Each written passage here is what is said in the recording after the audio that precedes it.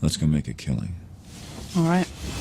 Welcome to the Las Vegas Football Contest Show. 10 to the 5 to the 4, play one, touchdown! The sharpest football contest show in the land. I'll take the action. My Birds, Benjamin Franklin's team, favored by 1.5 points. I'll give you 3 more. You're now riding shotgun with 2 former contest winners in Brady, Kannon and James Salinas. And getting a former player's perspective with 9-year NFL veteran Mike Pritchard. Let's go! As they guide you through strategy, process, and your contest picks each and every week of the season. I do like the idea of a parlay. Now here's your host, Brady Kannon. Hello, everybody. Welcome to Week 11 in the NFL. It's Episode 13, Season 2 of the Las Vegas Football Contest Show, presented by our friends at Circa Sports and the Westgate Las Vegas SuperBook. I am Brady Kannon, along with Mike Pritchard and James Salinas. Let's take a look at what happened in Week 10. Yes, some more carnage in Survivor. The Bills and the Panthers, the likely suspects there that took a lot of people out. We are down to exactly 1,000 entries in Circa Survivor.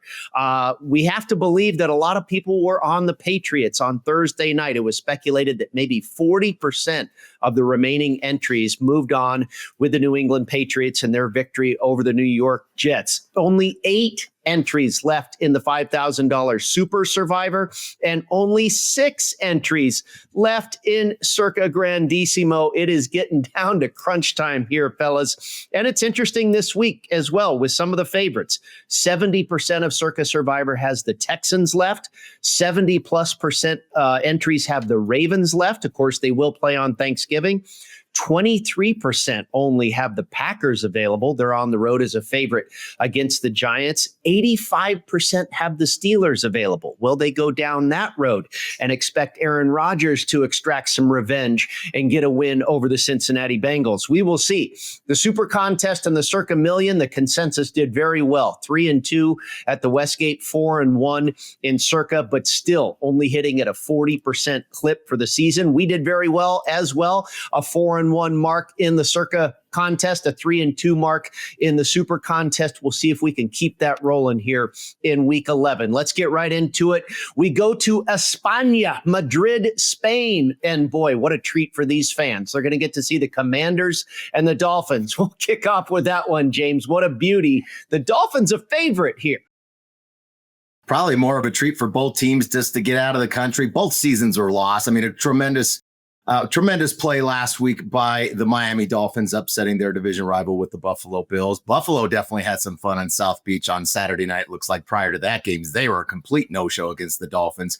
I don't know who's going to show up here. Both seasons are lost. Obviously, high expectations for Washington coming into this season, but so many injuries. We know where Jalen Daniels is again on the shelf. McLaurin not going to play again, top receiver. They're down to seeds and stems at the running back position. They're also missing their top 2 corners on the outside in this game for Washington. And then Deron Payne throwing punches, trying to find some fight in that defense. He's suspended this week, so a lot of players out versus who's in. I just don't know, Pritch, where their mindset is. I mean, it's one thing where teams continuously go back and forth to England, but bangers and mash and pints get a little stale after a while. You're going to go have some fun in Spain with a lot of paella dishes, great food down there. Who's going to show up in this game, Pritch? I have no clue. Well, these are highly paid athletes and their jobs are on the line. So, I mean, they should show up. They better show up. But the distractions will be there. I think about my experience in Barcelona, Spain. We played the Raiders, but that was a preseason game. And so we did have our fun. I mean, yeah, Spain's different. That's a different animal than going to Germany or something like that. But no, Miami's interesting because they got a lot to prove. Obviously, you got a head coach trying to hold on to his job. You think about Quinn, it just fell apart for the Washington Commanders. Now, last year they were an outlier, though, right? And a lot of times when you're an outlier, the next year you kind of fall down to earth. Think about the Texans with C.J. Stroud and those guys. So I think it's part of course for Washington. I wonder if they can get it right, though. I wonder with Mariota and, the competitive nature of this game and, being so far away and trying to put on a good show, because not everybody's going to be watching. We know that. But you think about this game and this matchup. I think it's an even matchup. But too many variables that could happen, guys. I mean, I don't know if I can recommend this, Brady, for the contest, but from a betting standpoint, I mean, I me and my teasers, man. I mean, the Commanders look highly attractive, and you're right, James. There's a lot of guys out, but there's also a chance for a lot of guys to prove themselves, and certainly we're at that time of the year when you think about the National Football League. Yeah, I agree with you, Mike. I did bet the Commanders +3. I mean, the Miami Dolphins is a 3-point favorite. Doesn't make a lot of sense to me. Now you have to eat 2.5 in the contest. I don't know if I want to do that. And James makes a great point that there are just a plethora of injuries for this Washington Commanders team. It's really hard to get there with this club, but I wouldn't be surprised if they show up here at all. I mean, it is still the Miami Dolphins, despite what they did to the Buffalo Bills last week. All right, the Green Bay Packers. Boy, just an absolutely anemic offensive performance on Sunday night, or was it Monday night? I can't remember, against the Philadelphia Eagles in that loss. Now they go on the road to the New York Giants, who will be starting Jameis Winston at quarterback. Brian Daboll is out as the head coach. James, this is another team that's decimated by injury in the New York Giants, and I don't know if I want to lay it with the Packers either. I'm getting carpal tunnel just scrolling down the injury list for this Giants as we speak right now. And it is a long injury list of so many folks that are questionable. They list half the team as questionable right now. But as far as folks who did not practice this week, there's at least 10 on this board as far as starters go. And we already know all the other starters that are out. We know Jackson Dart is not going to play with the concussion. They're really unfortunate for him. I mean, so many draw plays and design run plays for him, and a tough-minded kid. But yeah, took a lot of hats in that game. And the other side here, oh man, where are we at with the Packers? This is a team playing well defensively, Pritch, but this is a team that can't put the ball in the end zone. You've got to try to score. They've got to lay 7 on the road. I think we'll see an inspired effort out of those that are remaining for the Giants in this game. I don't think there's going to be a lot of points are at a premium on this side. I can't take the Giants here, but I don't trust for the Packers to be able to score a whole lot of points in this matchup to be able to cover that big number on the road. Yeah, no, great point, James. I mean, because I think the Packers, they have an identity crisis going on. They want to run a football, and that's what they did last year with Josh Jacobs, and they got to the playoffs, and they got on a roll that way, played solid defense, complimenting football. But I think the Packers found out, too, that they need Jordan Love to be spectacular, or at least make plays, right? And he's made some throws that make you scratch your head, and then he made some throws that, okay, that's the Jordan Love that they need. On the other side with the Giants, you mentioned so many injuries, right? And that's the team looking for direction themselves. And so to lean on the young guys, are they ready to lean on Jameis Winston? We know he is a turnover machine.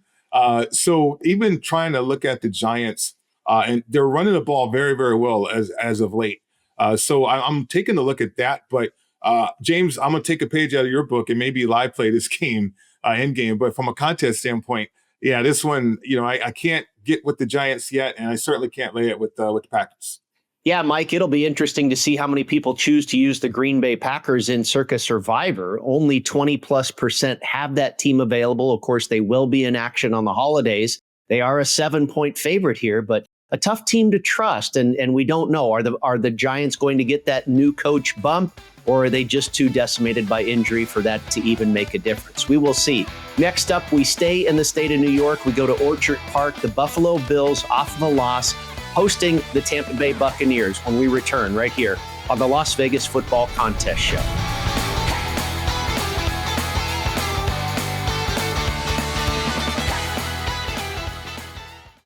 Want to gamble like the pros? At LasVegasAdvisor.com, you'll find the world's best how-to books, software, and strategy cards featuring blackjack, poker, video poker, and of course, sports betting, including the Stanford Wong Classic Sharp Sports Betting. Don't forget LVA's Member Rewards coupon book, offering discounts on dining and entertainment, including a buy one, get one for the awesome lobster buffet at the Palms, and more than $700 in gambling-free play, match play, and bonus offers. Up your gambling game today at LasVegasAdvisor.com. Las Vegas isn't just a place to play, it's a great place to live. Louis Payon with Magenta Real Estate is a trusted 5-star real estate professional who's called Vegas home for over 3 decades. Whether you're looking to buy or sell, Louis will guide you every step of the way with proven strategies that deliver results. Call Louis today at 702-849-7160. That's 702-849-7160. Louis Payon is the official realtor of the Las Vegas Football Contest Show. Welcome back to the Las Vegas Football Contest Show presented by Circa Sports and Westgate Las Vegas SuperBook. Brady Kannon, Mike Pritchard, and James Salinas with you. The Buffalo Bills off of a really tough loss in South Florida. We were correctly on the Dolphins catching all those points last week. They win that one outright. Really, Buffalo, I don't know if they have a chance to win the division. New England's starting to run away with it here. Do they bounce back here, Mike? It seems like a lot of points, but you also have a warm weather team going into some pretty stiff weather in Orchard Park this week. Yeah, Buffalo is interesting. I mean, they're certainly different at home. Got ready for that Kansas City game. You highlighted that one. And then last week, we kind of anticipated that situation going down to South Florida against Miami. But now you got a cold weather team going back home, and certainly you got a warm weather team going up north. And I played up there, and every time we played up there, it seems like it was at night and in the month of November or December when it was going to be cold. And certainly they have that advantage now. Now Buffalo is not a very physical team. We know that, and they are limited in terms of what they can evolve to, especially now that they have injuries. Dalton Kincaid is out, I believe, once again. So. This game isn't going to be one of those typical games where you think, okay, Buffalo's might going to be run away with it. This is going to be a competitive game. I believe now Tampa on the other side making plays has been something that hasn't been something they can rely on, certainly in the fourth quarter. I think there's a lot of guys that are banged up on that team, obviously with the injuries, but they're playing through it. And it seems to show up on tape. And I don't think they can run the ball the way that they need to in this game, too, to kind of neutralize Buffalo. Buffalo, from a defensive standpoint, they kind of fit for what Tampa wants to do. And you got Bulls on the other side that's highly familiar with what Buffalo wants to do. And then without Kincaid, that gets dicey a little bit. But it's a tough number to lay. But I can't get to the Bucks, James. What are you thinking for this matchup? I like the Bills. And we talked about the weather. It is going to snow and it's going to be really windy there. So it's going to be 15 to 20 mile an hour winds consistently, a lot of wind gusts too. And we know how that wind swirls up there. And when you're a team like Tampa, since they've lost Bucky Irving, dynamic running back, not only rushing the football, but a big playmaker out of the backfield receiving the ball, it's going to be a one-dimensional football team. We saw that last week. And I think Vrabel, I thought it was really a coaching mismatch during that game. I mean, Tampa was completely outclassed on both sides of the field. I know it was down in Tampa. They still had an opportunity to win and get a backdoor cover as a small favorite to the Bucks, but it's a one-dimensional football game with Baker Mayfield having to throw the ball. Now you're going to throw into the teeth of this wind against the Buffalo Bills team. That is now they've got their mind right. They were definitely hungover from that Kansas City Chiefs game. Then you go down, total medicinal game for them to go down to South Beach and enjoy themselves and get their mind right. Well, that's what they've had now this week off. I think we see a very focused Bills team that can run the football and be very physical at the line of scrimmage. I think this is the Bills over the course of 4 quarters. That weather starts to take its toll. That running game really starts to take a toll, Brady. I like the Bills here in the spot laying that number. Speaking of hungover, do the Pittsburgh Steelers recover from that beating they took in Los Angeles last week? We thought the Steelers would show up and give Justin Herbert some fits with that pass rush and that lack of offensive line. Now with Joe Alt out for the season, not the case.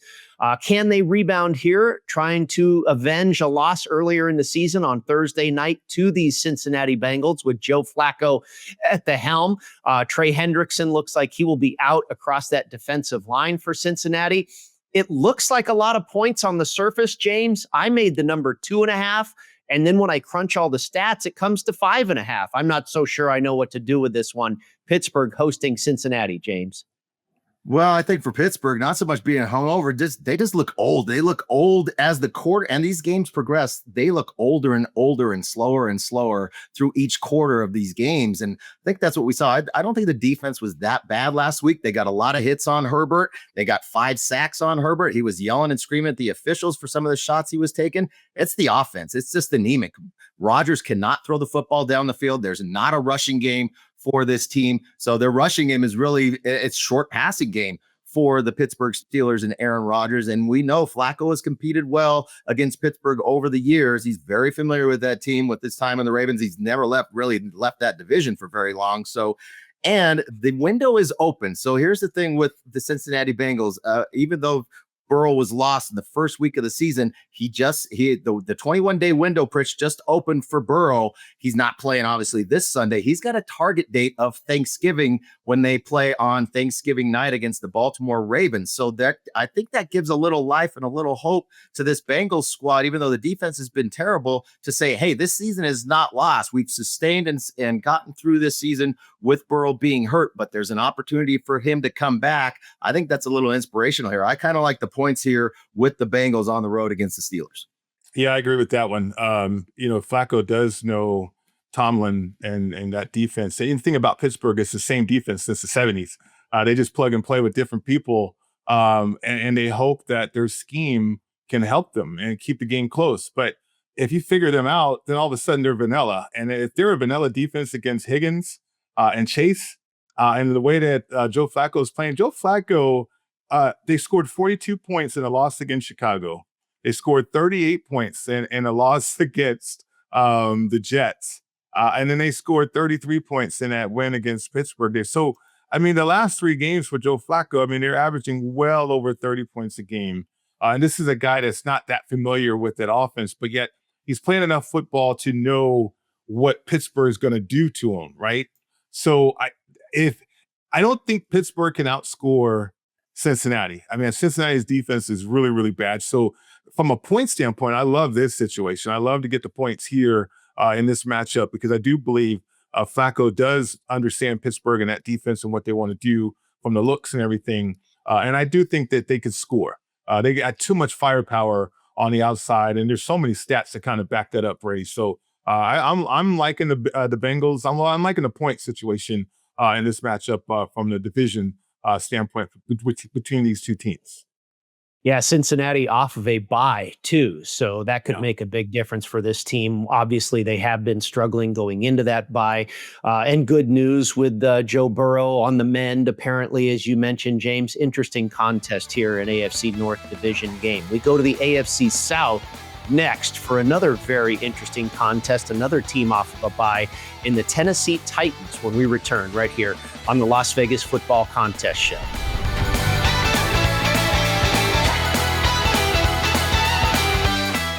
Want to enter the biggest and best football contests in Las Vegas? Look no further than footballcontest.com to get the info you need to succeed. Covering Circa Million, Circa Survivor, Grandissimo, and every super contest at the Westgate SuperBook. Reserve the most trusted proxy service in the business now at footballcontest.com. Maddie and Tony have been leaders in the industry for 20 years. They submit your picks while you focus on picking winners. Experience matters. Go with the pros at footballcontest.com and start winning now.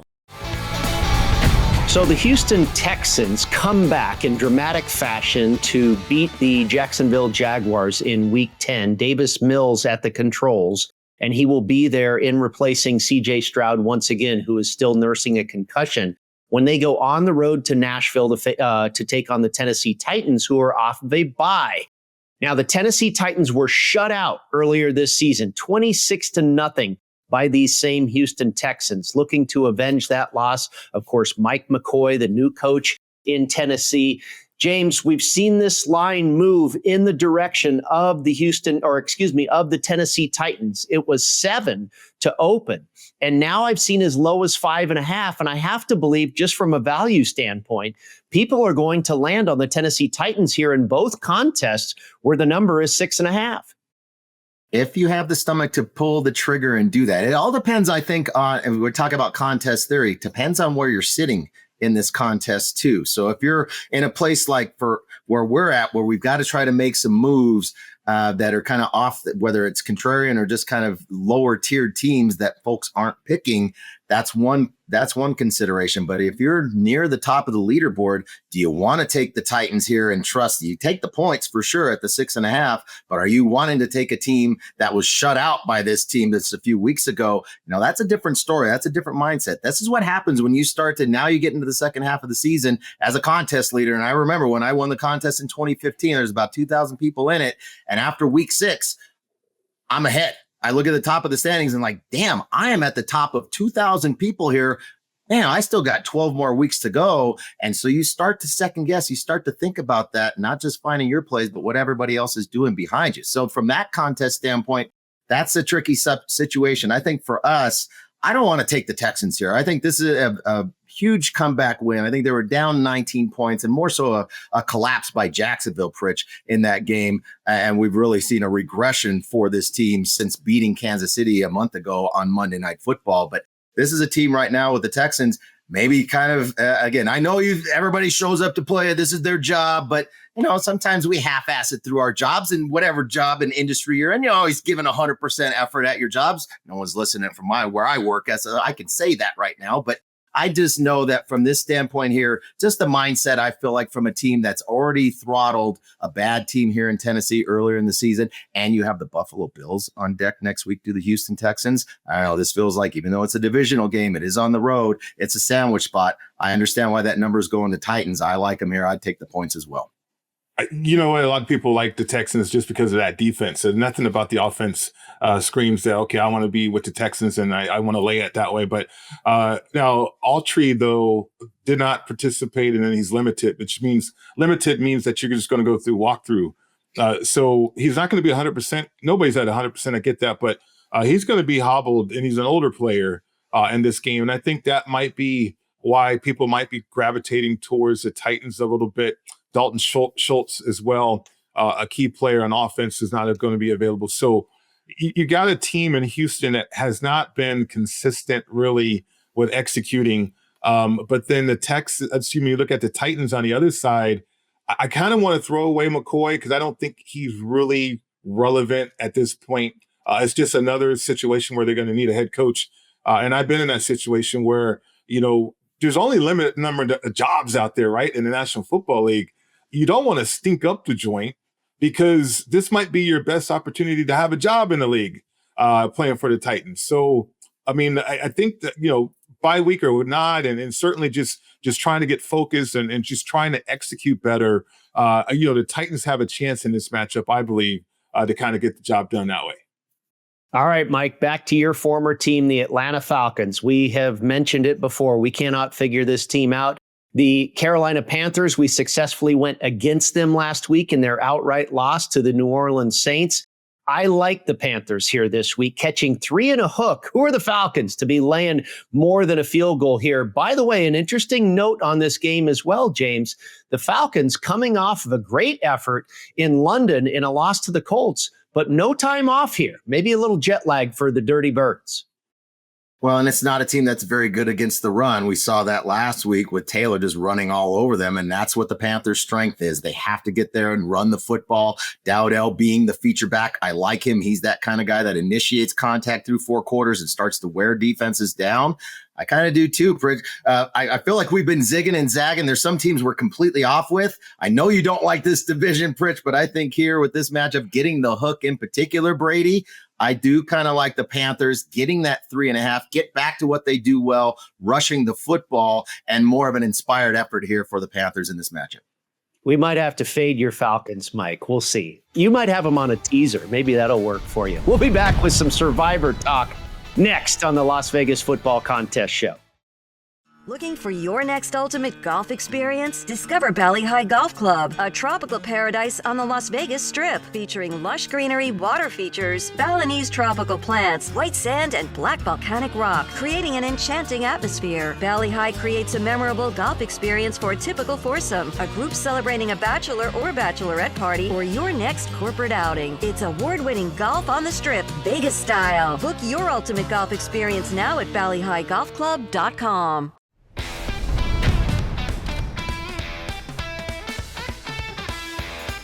Welcome back, everybody. It is the Las Vegas Football Contest Show presented by Circa Sports and Westgate Las Vegas SuperBook. Check us out online.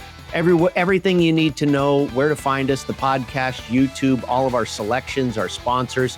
A very cool site, a one-stop shop at footballcontestshow.com, footballcontestshow.com. We shift over to Survivor talk, and yet again, another very difficult week. And I think a lot of this conversation is moot because no matter what Survivor contest you're playing in, I would guess 40% of the remaining entries were probably on the New England Patriots successfully on Thursday night. Now, after that, you've got the Texans. We talked about that dicey situation. You've got the Packers. We talked about that dicey situation. Again, road favorites in both cases there. We did not talk about another road favorite, the Baltimore Ravens, or another road favorite, the San Francisco 49ers. Mike, the Ravens and the Niners could be both very popular plays this week, and it's risky business. You'd like to have the Ravens left for Thanksgiving in the case of Circa Survivor, and the other, handicapping 101 Survivor no-no is playing road favorites, Mr. Pritchard. Yeah, I mean, it's crazy. Favorites, in general, 70%. Road favorites, 69%, really, straight up. So, I mean, Survivor is awesome. I love this contest. I know James doesn't, but I love it from just the fact that the competitiveness of it and the strategy that's involved. I mean, it's the closest thing that can relate to my playing days in terms of the feeling that you get from this contest. It's fascinating because there's so much out there. There's so much information I have that for our show here, I'm gonna give some of it out. The Ravens are interesting because I did read something to where they are preparing for Shedeur Sanders to play. Now, this is interesting because I've talked to a number of people all year long. Like, what are they going to do with Shedeur? And there's a lot of noise out there, right? Dylan Gabriel can't play, and he's 5'10", and there's no belief at all that they're going to win a game with Dylan Gabriel. Deshaun Watson's not going to be back with that team. Flacco's gone. I mean, they held on to Shedeur Sanders for a reason, and the reason is that they wanted to groom him. And nobody's really talked about that. Nobody's really talked about the fact that they want to bring him along slowly because they feel like they have something. And that's from inside the building and not the radio show or media or anything like that. These are people that are, Stefanski-esque and, people like that. So I wouldn't be shocked if Shedeur Sanders makes an appearance in this game from a juice standpoint, from a playmaking ability standpoint, to uplift the team. His teammates want him to play. So that's why this one gets dicey for me, from a Survivor standpoint, because you got a Ravens team that's old. You got a quarterback in Lamar Jackson that's got a hamstring situation and a knee. And I think Bateman's out. And then, you got the Ravens that are just a team that I have not been high on. They played well enough to win that game last week. But that defense with Shedeur, if he does make an appearance, now you're going to be looking at your Survivor ticket and sweating a little bit. Now, it could go completely the other way, right? Shedeur could stink up the joint. And it's never a sweat. But from a Survivor standpoint, you're so close. That's where it gets really interesting. If you didn't play the Patriots, the 49ers, yeah, absolutely. Brock Purdy coming back. That's going to energize that team. I know Mac Jones has played well, but Purdy's their quarterback, right? I mean, it's like when you have your guy. I remember those days, James, when you had Elway and you had the backup quarterback that was popular, but then, when Elway came back, okay, we got John Elway back. So I'm trying to remember, Bubby Brister, that was his name. Remember that? Yeah. That guy. Yep. So they love Bubby, but yet it was John, right? And John comes back and certainly things feel right again. So I think for the 49ers, if you're looking for a Survivor situation, if you haven't used them with Brock Purdy back, it's like everything's going to feel right again. With that football team and that offense. I would feel more comfortable with San Francisco in Survivor than I would with the Ravens. Not so much because Shedeur might play. Actually, that gives me more confidence to say that's the side, is the Ravens side. Thinking about where the Ravens are with Cleveland. Well, where was Cleveland? This is another lost season for the Cleveland Browns. And in particular, it's just been just a mess at quarterback. But also, if whoever's throwing, Dylan Gabriel throws nothing but but changeups out there, and it's a nosedive. His ball comes out of his hand weird.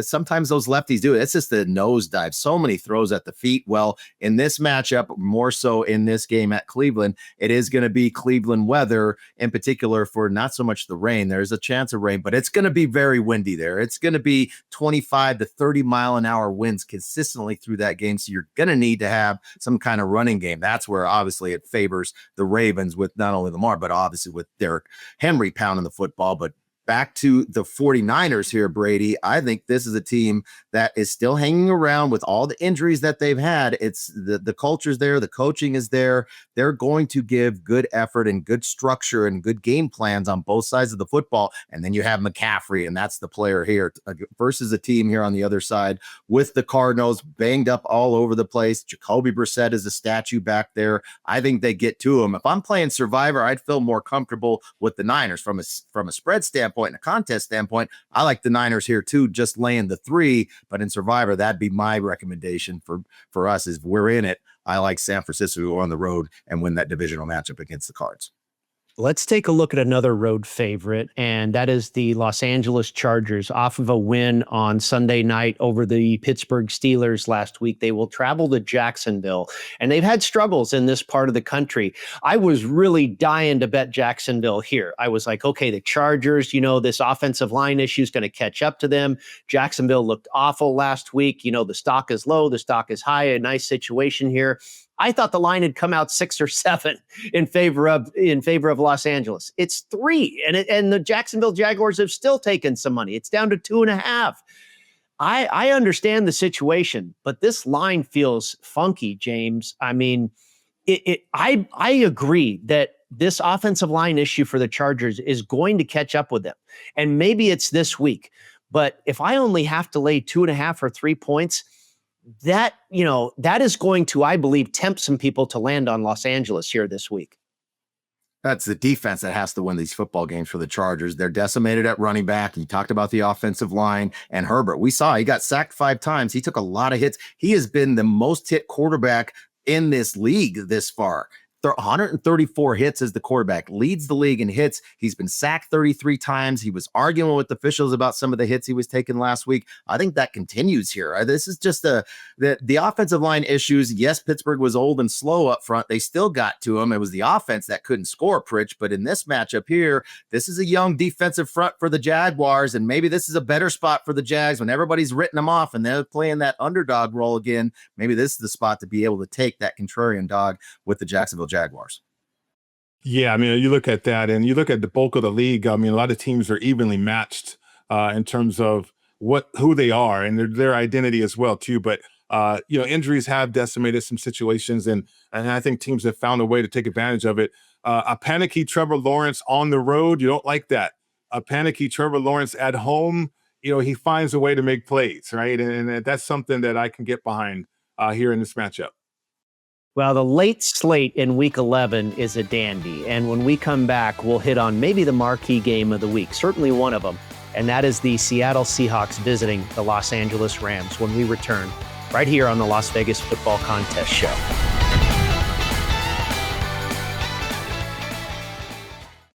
Steiner's, a Nevada-style pub, invites you to play the best keno and video poker in Las Vegas. Promos are how we roll, so make the most of your gaming dollars with ongoing promotions, daily free play, bonuses, and more. With a chance to win Knights, Raiders, Aviators tickets, and big money with all those jackpots. It's not only great gaming at Steiner's, it's the 24 awesome rotating draft beers and the best appetizers to match. Steiner's, the Nevada-style pub, with 3 locations across the Vegas Valley. Steiner's, I love this place. San Diego is home to Wolfpack Hospitality Restaurants, located in beautiful La Jolla. Stop by Cove House, Shore Rider, and Dough Mama Pizzeria on your next trip. Visit Cove House, a top 100 brunch in California, or Shore Rider, serving up margaritas, fish tacos, and a vibe that will make you feel like a regular in no time. For a slice of New York-style pizza with a California twist, it's Dough Mama Pizzeria, where the wings and pizza draw compliments from around the world. Go to wolfpackhospitality.com, and we will look forward to seeing you at Cove House, Shore Rider, and Dough Mama Pizzeria. Thank you for tuning in, everybody, to the Las Vegas Football Contest Show. Week 11 in the NFL here, and we're going through the card along with myself It is James Salinas and Mike Pritchard. And Pritch, of course, you are a former Seattle Seahawk, and they will be traveling to Los Angeles. The first meeting between these two division foes in the NFC West. And boy, some people argue these might be the best two teams in the NFL. This looks like a very good ball game here. I made the Rams a 2-point favorite. And then when I crunch all my numbers, I come out to the Rams as a 1-point favorite. But they are a very strong 3-point favorite. And it looks like, who knows, maybe they'll even get to 3.5. It looks like a lot of activity and support for the Los Angeles Rams here this week, Mike. Yeah, I mean, there's so many ways to break this one down. I mean, the Rams ATS they're phenomenal, right? And as a favorite, they've been covering. So really one of those teams that are seemingly going to be on track to get through the playoffs and certainly get to that NFC Championship game. Along the way, though, they need these games. I mean, last week they took care of business against 49ers. I thought that was a game that they needed to have, and they showed up like they needed to have that game too, and they played that game like they needed to have it. So McVay has really communicated their situation to the players, and the fellas understand it. And here you got another matchup against the Seattle Seahawks. And the Seattle Seahawks really, from what McDonald has done and what they've turned into, has caught a lot of people by surprise. You know, you get rid of Geno, you get rid of DK Metcalf, you get rid of Lockett, and you're thinking, okay, Donald's going to come in. Who's he going to throw to? Well, Jackson, Smith, and Jigba. I mean, that's who he's going to throw to. I mean, his effect on this team, like a Jamar Chase or any receiver really that has really settled a quarterback in, along with the fact that you can run the football, has been a nice recipe. But defensively, the Seattle Seahawks held it together as they got healthy, as they're getting healthy. And I love the mix on the team, the complementary nature in vital situations, high chance situations. You know, they're almost 70% scoring the ball, scoring touchdowns as an offense in the red zone. And they're in the top 10 preventing touchdowns, certainly as a defense. But you got the Rams that are number one, and the Rams are, from a critical situation, well coached. So this to me is a marquee matchup and a game that I'm just going to be fun to watch. From a contest standpoint, guys, I don't know where the public's going to be or where the consensus is going to be, but you know, it's a field goal game, and from a handicapping standpoint, from my point of view, you got to lean with Matt Stafford in critical situations and a handful of plays. Right, this game's going to come down to a handful of plays, and Sam Darnold just doesn't have a handful. His hands are too damn small a lot of times. So from that, in that regard, and he proved that last year too as a Viking in big games. You know, I wonder if Sam Darnold can break that ceiling and get through. But from a betting standpoint, I mean, I got to lean with Stafford in that regard. I'm right there with you, Pritch. I lean Rams here too. I don't know if I want this to go on our contest card, but this is going to be a prove it to me game for Darnold. Darnold's going to have to make throws on third down in that second half, and it's going to be a tight game. I trust Stafford to be able to make throws. I trust McVay to come up with the right scheme, and Puka and what we've seen. This is a Rams team that's really they've stayed away from the injury bug for the most part all season long. A couple of weeks with Puka Nacua being down, but aside from that, they've stayed very healthy. Seattle's had to weather the storm, especially in their secondary. Now they're healthy again. It's a young defense, though, so that's what I'm really interested to see for Seattle is how do they step up in a big game like this defensively. This is going to be it's a marquee game to your point, Pritch. I want to see them step up defensively and get off the field on third down, but I just have bigger concerns taking Seattle here and Sam Darnold having to make big throws to move the chains in the fourth quarter to sustain drives and score the ball. I need to see it first. I don't trust it, Brady. I like the Rams here better.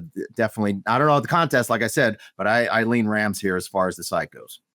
Another beauty up in your neck of the woods, James, the Kansas City Chiefs visiting the Denver Broncos, and a lot on the line here in that AFC West division. The Broncos looking for revenge, had a field goal blocked at the end of that contest last year that gave the Chiefs yet another, escape out of nowhere with a victory, like the Kansas City Chiefs seem to always do. I feel this line's inflated a little bit. I made it 2.5. Everybody in the world knows about Andy Reid off of a bye and how successful he is in that situation. Can the Denver defense hold up? I don't know, James. And it seems like a lot of people are laying the wood with the Chiefs here. What do you think? That's a tough number at 3.5. I think it's probably a couple couple pieces to it. I know defensive players being out don't move the needle as far as the line goes, but maybe it does with Patrick Surtain probably not going to play in this game again. He's been out for a few weeks with a pec injury. I don't suspect he's going to play, hasn't practiced this week. So that's a big loss. He's such a shutdown corner, top corner in the league. Also, the other side, in the middle of that defense, top tackler for the Denver Broncos, Alex Singleton, is out with an illness. So those are two big losses on the defensive side. And then the other side, and I think this is why the number is where it is because what have we seen out of the Denver offense just continue to regress? Pritch, it just keeps going backwards and backwards. There's been a lot of friction, I think, between Nix. It's since he's been a rookie there, and he and Peyton. I'm not sure where the play calling is. I know they're calling him Bo Picks, but I think some of that falls on Peyton's shoulders too, as far as the play calling goes. Pritch, what do you feel? Yeah, it does. I mean, we know what Bo Nix is. I mean, he didn't flourish in college until he got to that scheme in Oregon, which was a lot of slip screens and work the perimeter, if you will, and let the speed of the wide receivers do a lot of the work. Right after the catch has really been something that's benefited Bo Nix. The narrative has been all year long, he can't throw the ball vertically down the field. So what do the Broncos want to do? They want to change that narrative if they can to elevate Bo Nix, but they're forgetting about winning the games and being complimentary to how great that defense is. That defense will slow down the Chiefs. I mean, they match up well with them even without Surtain. But yeah, on the other side, you wonder where Nix is. You wonder where the Broncos' offensive scheme is now. Not a bye week, but extra time because they played last Thursday night. So this is a great matchup, a divisional game. It's a field goal game to me either way. The Chiefs away from, we saw what happened in Buffalo, right? Away from Kansas City, they're a different team. So there is an opportunity for the Broncos in this one, but we got to rely on Bo Nix to drive that one home. Sunday night is an incredible contest in Philadelphia. We saw them last week take care of the Green Bay Packers at Lambeau Field. Now they return home and face the Detroit Lions. We'll touch on that one and the Monday Nighter and release our picks when we return right here on the Las Vegas Football Contest Show. When the football contest crew isn't busy dominating the field and making plays that leave opponents in the dust, they're doing something just as exciting. They're playing My Vegas Slots. It's a top-ranked, free-to-play mobile app that lets you earn valuable real-world rewards from amazing partners like MGM Grand, Bellagio, and Norwegian Cruise Line. You can score hotel stays, great meals, show tickets, and more just for playing. Download My Vegas Slots today from your favorite app store. And if you're anything like Brady, James, and Mike, we know you're going to love it. That's a winning play you won't want to miss. Welcome back to the Las Vegas Football Contest Show. It is time to release our card for Week 11 in the NFL, both the SuperContest and the Circa Sports Million. We do reserve the right to change. The deadline is not until Saturday afternoon, but here's what we've landed on as of this moment. The Bills, the Buffalo Bills laying 5.5 at home. The Bengals catching 5.5 on the road at Pittsburgh. The Titans at home as 6.5-point underdogs. The Panthers on the road at Atlanta getting 3.5 points. And finally, the Jacksonville Jaguars getting 2.5 in the SuperContest and getting the full 3 points in the Circa Sports Million. James, the game we have not touched on yet, two games we have yet to get to, the Monday Nighter and then the Sunday Nighter. A beauty with the Eagles and the Detroit Lions. Could be possibly a preview of the NFC Championship. It looks like the majority is on the dog here with the Detroit Lions. And you know what? I can't blame them. I like this team. Yeah, I do too. I like the fight and the fire out of them. And I wasn't sure coming into the season where they were going to be with the loss of both their defense and offensive coordinator, especially on the offensive side with offensive coordinator. But we've seen Dan Campbell now has taken over the play calling duties, obviously with a decimated Washington team last week that they beat on Sunday night.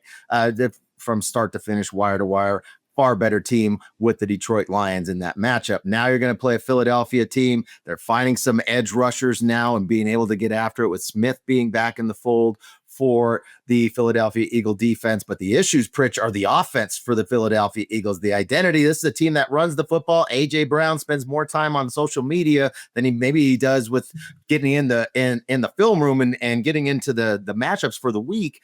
I'm not sure where this offense is right now for Philly, Pritch, but there's an identity crisis. It feels like it's all season long, but they continue to find ways to win football games. Yeah. I mean, I think Fangio's done a great job with that defense. He continues to But offensively is where the Eagles need to be successful. I don't know if you guys have noticed, but Jalen Hurts is trying to turn into a pocket passer. It's not really about him running the football anymore, right? I mean, they do the tush push, and in the red zone, he's highly effective. But between the 20s, this guy has evolved into a pocket passer now, or he's trying to. And that's interesting. I think that's why you've seen the Eagles kind of struggle at times. But when they can run the ball with Saquon, I mean, this team is as good as anybody. And I wonder about the Lions. An emotional game last week and the fallout from that game too, because that was a revenge spot, right? Dan Campbell, I'm going to take over plays, and it's a revenge spot because of what Washington did to us. Now you got to go up against this animal on the road again. So the Eagles to me are just one of those teams that have tinkered a little bit, and they're still good. 7-2 straight up. The ATS is even impressive, right? That's good, like you see right here. So, I mean, this is a field goal game again, and at home, I mean, how do you not lean towards the Eagles in this one? So I like the Eagles in this matchup.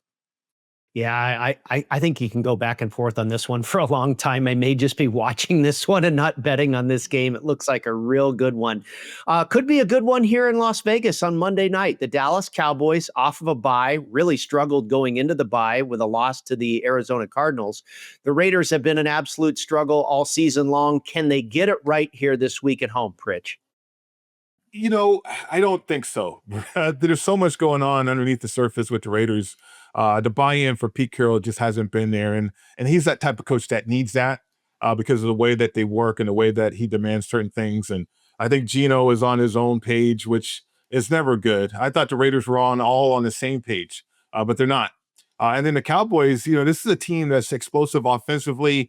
They made a trade that's supposed to help out their defense and solidify stopping a run and maybe, Overshown coming back from an edge standpoint. I mean, Overshown, if healthy, he can run with Brock Bowers. That's a good matchup from a linebacker standpoint to what they have for the Raiders offensively. So I just know when you're powerful offense and you play against a defense that you can rack up points and yards against, you're going to feel pretty good about that. And I think the Cowboys are going to come into Vegas feeling pretty good about their chances of getting a victory.